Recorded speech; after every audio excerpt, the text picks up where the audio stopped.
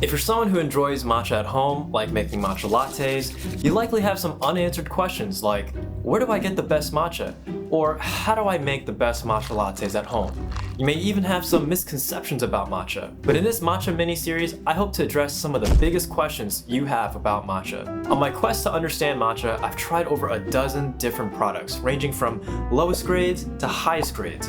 Traveled all the way to Japan to visit the endless tea shops and matcha stores, and even visited the city of Uji, Japan, which is known as the capital of matcha, to take a tour of a matcha milling factory to answer my many burning questions about matcha. At the end of my journey, I realized a few things. 1. The matcha lattes I make at home are not nearly as good as I thought, and the matcha lattes that I tried in Japan were on just such a different league. I was deeply humbled. 2. I honestly thought I could get the highest quality matcha at even the best household names here in the States. But I realized many matcha lattes in American cafes are either too watered down, powdery, or too sweet. And you basically can't find the quality of Japanese matcha lattes here in American cafes. So either you visit Japan or you make it at home. 3. That I never actually understood or even experienced the full flavor of matcha until I had it prepared in Japan. For example, what is matcha umami? I had more than a few light bulb moments when I finally got to try some of the best matcha you could find in Japan. And with my newfound knowledge and understanding, I feel I may have finally mastered the matcha latte at home. And dare I say, I think it comes toe to toe with the matcha lattes I experienced in Japan. Is that so? It is. So stick around, and by the end of this mini-series, you'll not only learn how to make the perfect matcha latte at home, but you'll also pick up a few interesting things or two about matcha itself so that you're better equipped to find the best matcha products for yourself. And in this part 1, we're going to be covering two important aspects about matcha, which is matcha grading and matcha flavor. So let's get started. If you're getting into matcha, or even if you're already into matcha, you're probably asking, which matcha product do I buy? And this is likely one of the biggest questions you have. And although I will do my best to provide an objective recommendation, the answer ultimately depends on you. Is there a certain matcha flavor you enjoy? Yeah, matcha actually has flavor profile and characteristics, which we'll get into. What are you using the matcha for? Is it for a matcha tiramisu, cookies, matcha tea, matcha lattes? And what is your price sensitivity? Because matcha can range anywhere from pretty affordable to pretty expensive. And so in order to answer this question for yourself, we'll first have to learn a few things about matcha. The first being matcha grading. When you begin searching for matcha products, you'll almost immediately see these two terms, ceremonial grade and culinary grade. And here's what these terms kinda mean. Ceremonial grade is often used to imply that the matcha quality is high enough to be used in a traditional tea ceremony. So there are two main ways the matcha can be prepared here, either as an usucha or a koicha, as it's known in Japanese. So usucha is the kind of tea that you expect. It's just matcha whisked in hot water. And koicha is basically prepared similarly, but with more grams of matcha and less water, so that the matcha becomes a vibrant green paste. Now, ceremonial grade also implies that the matcha was produced from leaves that were picked from the first harvesting season, which is during spring.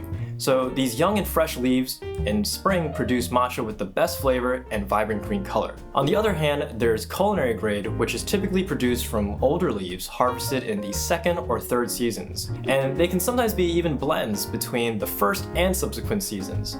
And what you can expect from using older leaves and leaves that have been more exposed to sunlight is that the flavor will be more bitter and the color will be less vibrant than ceremonial grade. So culinary grade connotes a lower quality and is often used for, as its name suggests, baking, cooking, and sometimes even matcha lattes. But I would personally recommend something higher than culinary grade for your lattes. You deserve better than that. So although we've just defined ceremonial and culinary grade, I'm immediately going to tell you that these two terms aren't really too helpful in practice, and they're even sometimes misleading, especially the term ceremonial grade. And here's why. Firstly, matcha grading works quite differently in Japan, so the terms ceremonial and culinary grade are not used at all within Japan to categorize matcha products. These terms seem to be mostly used by Western or non-Japanese brands. In Japan, the grading is provided on a scale that typically has more levels and is more detailed than a simple split between ceremonial and culinary grade. For example, Ippodo and Marukyū Koyamayan are two stores that I visited in Japan, and if you look at how they market and display their matcha products, you can see that one has a scale from light, medium to rich to describe the matcha flavor, and the other, Marukyū Koyamayan, simply provides a scale ranging from 1 to 10, where 1 is the most bitter and 10 is the most rich in flavor. To me, these scales are much clearer than other brands that simply distinguish between culinary and ceremonial grade, and whether it is intentional or not, I often see an overuse of the term ceremonial to the point that it's mostly a buzzword or just a marketing term. For example, I've seen some brands label products as special ceremonial and super ceremonial and anything in between, which makes it really hard as a customer to understand which quality of matcha you're actually buying. So in short, the terms ceremonial and culinary grade are not used in Japan, and they're often used too broadly across Western brands that is possibly the reason why, if you've tried multiple matcha products that are all labeled as ceremonial grade, why you notice large differences in quality and taste. And while we're on the topic of grading, I also think it's important to point out that there isn't an official or universally defined matcha grading system, not even within Japan. One of the surprising things that I learned on my trip was that different Japanese matcha brands have their own grading system to rank their matcha products. So although Japanese brands give you a clearer picture on grading, no two brands' grading systems are actually the same. And this is because there aren't officially regulated definitions for matcha grading, for example, like Wagyu beef grading.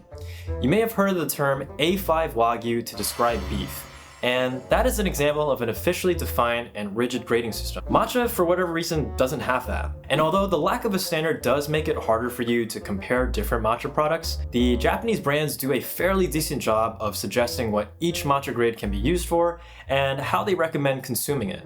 So you might be wondering who defines the matcha grades for these brands. And another surprising thing I learned was that all the gradings for a given brand are defined by their tea master. And from the few matcha brands I visited in Japan, the tea masters are usually the heads or CEOs of the companies, who also are in this long generational lineage of tea masters. So the previous heads of the companies were their fathers and grandfathers who also served as the tea master. And the crazy thing is that the future tea master would be carefully chosen when they were young, kind of like a matcha Dalai Lama, for having a sensitive palate, and they would grow up honing their matcha tasting abilities. They would even be prevented from eating spicy foods to protect their sensitive taste buds. So these lifelong matcha tea masters have dedicated testing rooms or sometimes even a lab. On my factory tour at Marukyū Koyamayan, I got to visit the lab that their tea master used every day. And in this lab, they test different matcha powders all day and create blends and determine the rankings for their matcha products. And while we're here, I think this is a good time to address one misconception about matcha, which is the difference between blended versus single origin products. You may be wondering if single origin is better. And the short answer is no, not necessarily. I've seen some brands market their products as single origin to imply that their product is higher quality. But the truth is that most matcha products are in fact blends, even ones of the highest quality. Without getting too in the weeds about the variety of plants or cultivars used in producing matcha, basically different plants have different flavor profiles. Some may have more sweetness, more umami, more astringency, brighter color, and so on. And as you expect, some of these characteristics are more desirable than others. And even with the same plant variety, things like weather, soil, farming, and processing can all impact a matcha's flavor. So with all these variables, this is why blends crafted by tea masters are desirable. As a customer, if you buy a matcha product today and you like it maybe because it has a nice sweetness or umami, or you really just like it in your matcha latte, you hope that when you buy it again in 3 months or even a year from now, that matcha will taste the same. And this is why the tea master is so important and serves a critical role, because they help ensure that their matcha blends not only have a consistent flavor for every season and every year, but also that each of their matcha products across their grading system has flavor that is most desirable. And this is why I believe overall that Japanese brands tend to have a better matcha product when compared to Western counterparts, because they're led by tea masters with generational experience that ensure consistent and high quality matcha, and they use more sensible grading systems that result in a better customer experience when you're looking to purchase the right matcha that suits your tastes. So coming back to the question of which matcha products should you buy, if it isn't already obvious, my current recommendation would be to purchase matcha products from a Japanese brand. If I had to highlight one or two, they would certainly be Ippodo and Marukyū Koyamayan. After personally testing their different matcha grades and also having the opportunity to visit both their tea shops while on my trip, I can say for certain that their products are fantastic across the board. And additionally, because both brands have literally been around for hundreds of years, since like the 1700s, I trust that their products are of the highest quality. Not only that, but in my slew slew of testing across different brands and matcha grades for the same price, even factoring the cost of international shipping, Ippodo and Marukyu Koyamaen's matcha products were higher quality when compared with other Western brands. So literally, they're the best bang for your buck. And yes, if you don't live in Japan, both of these established brands sell their matcha online and ship internationally. In fact, Ippodo even sells directly on Amazon, which may take out the cost of shipping and also allow you to get the highest quality matcha overnight if you really wanted to, and assuming you have an Amazon Prime membership. Of the two, I can highly recommend Ippodo if you're new to matcha, because their product descriptions and grading scale are the most transparent that I've seen so far. For each of their products, they do a really good job of explaining the matcha flavor with tasting notes from their tea masters, and they also recommend how to prepare the matcha and what it's best suited for. So like a thin or thick tea, a matcha latte, and so on. And although I also really love Marukyu Koyamaen's matcha products, maybe even slightly more than Ippodo's, navigating their online store is slightly more cumbersome, as you kind of have to look at the product catalog page to understand which grade you're buying. So if you're a matcha lover who is looking for another trusted brand other than Ippodo, I would highly recommend Marukyu Koyamaen. Not only are their matcha products excellent, but their factory tour in Uji, Japan was an incredible experience where I got an in-depth education on their matcha making process and also got to answer many of my matcha questions, which has now helped me better understand and appreciate matcha. So the last thing I'll say about Japanese versus Western brands is that I'm not suggesting that you should never buy from a Western brand. I'm sure that there are many that deliver high quality matcha, but at least in my testing, for the same price, my observation was that Japanese brands that I tested seem to be noticeably better. So if there is a Western brand that you love, by all means support them. Just keep in mind that if you are new to matcha and you're looking for a place to start, I recommend Japanese brands because I think they're a great place to begin understanding the difference in matcha flavor, so you can get an idea for what matcha flavor you enjoy most. Speaking of which, this is a great segue into our last topic for the part 1 of our Matcha Mini Series. If you've learned something new or enjoyed the content so far, please give this video a thumbs up or comment below. As many before me have said, it really does help not only spread this information to more viewers, but it also just helps me understand what kind of content you would all like to see. So with that said, what are the different flavors or characteristics of matcha? I really haven't seen too many good resources describing the aspects of matcha flavor in depth, and to be honest, I'm not sure if I have it completely nailed down, but I want to give it a shot because I often hear matcha described very vaguely with buzzwords that don't really mean anything to folks who are not already familiar. So having tested more than a dozen matchas at this point, I think I have a clearer picture on the different qualities, and so I'm going to do my best to describe them the way I see it. So you'll hear a matcha described a few different ways, and I think it comes down to about 6 qualities: sweetness, bitterness, smoothness, umami, grassiness or tea aroma, and astringency. Now, those are a lot of qualities, and honestly, some of them are kind of vague. Like, again, what does umami really mean? So here's the way I mentally visualize matcha flavor. It looks like a pineapple. Now, stay with me. I don't mean that it tastes like a pineapple, I just mean like kind of conceptually. And maybe putting this pineapple alongside a grading scale will help make this clearer, but just give me a chance to explain myself. So simply put, what I've come to notice so far while testing all these different matcha grades is that the higher the grade you go, typically the more umami and sweetness that you taste. Kind of like the body of a pineapple where all the flavor is, and the lower the grade of matcha you go, the more bitterness, grassiness, and astringency that you taste. Kind of like the leaf at the top of the pineapple. If that doesn't help, just ignore the pineapple. The observations stay the same.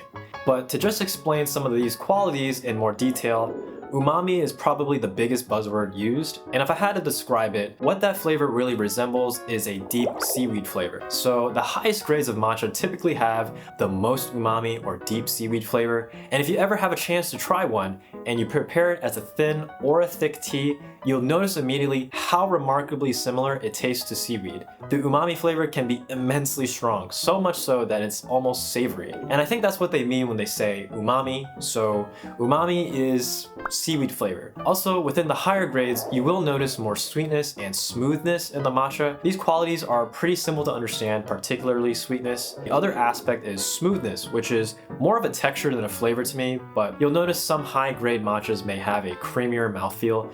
And then the lower you go in the matcha grade, the more you start to lose umami, sweetness, and smoothness, and you start to get bitterness, grassiness, and astringency. Bitterness and grassiness are also a bit more easy to understand, but basically, if you've ever tried green tea, the matcha flavor resembles that. So the last quality is astringency, which, to be quite honest, is still slightly elusive to me. It's defined as a quality that leaves your tongue feeling dry, but anecdotally, I've experienced astringency as more of a texture where the matcha feels like it's more grainy or muddy. Don't quote me on that, but either way, it is a quality that you experience more of in matchas that trend towards the lower grades. So yeah, hopefully this wasn't too confusing, especially with the pineapple model, but that's how I would describe the spectrum in matcha flavor. And really, the best way to fully grasp that picture is to just try matcha across the grading spectrum. I think if you're looking to try a few matchas that sit really well in between the grades, I would recommend Ippodo's Umon matcha for the high grade, Ippodo's Ikuyu matcha for the middle grade, and Ippodo's Hatsu for the lower grade. And if you do, try each of them in their tea form, thin or thick, and I think you'll start to get a really good sense of what the matcha qualities are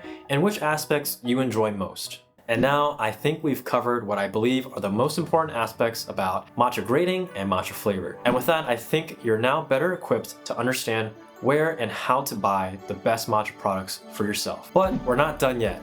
In the part 2 of our Matcha Mini Series, we will cover the last biggest question you have about matcha, which is, how do I just make the best matcha lattes at home? So stay tuned for that video where I cover matcha brewing technique and instructions on how to make the perfect matcha latte. And if there's anything in this video that I missed, or if you had a question about matcha that I just didn't get to address, I'd be excited to hear them in the comments below. And again, if you enjoyed this video, I'd really appreciate a thumbs up, and also subscribe if you want to see more content like this. Anyway, thanks for watching, and I'll see you in the next one.